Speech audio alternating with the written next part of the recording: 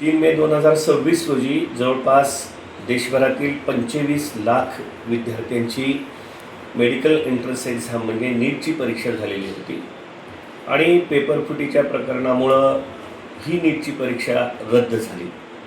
नीट परीक्षा म्हणजे जीवनाशी संबंधित असलेली एक अतिशय महत्त्वपूर्ण परीक्षा. इथून त्यांचं करिअर घडतं, करिअर ठरतं.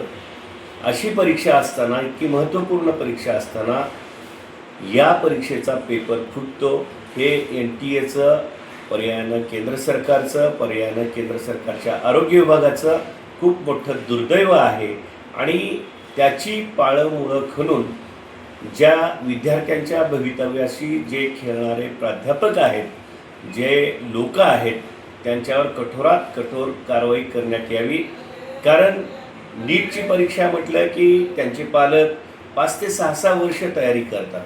त्यांच्यावर एक प्रेशर येत असतं आणि अशा परीक्षा न झाल्यामुळं किंवा अचानक कॅन्सल झाल्यामुळं किंवा रीनीटमुळं त्या विद्यार्थ्यावर एक प्रकारचं मानसिक तणाव निर्माण झालेला आहे. बर्डन येऊन काही विद्यार्थ्यांनी आत्महत्या केलेल्या आहेत.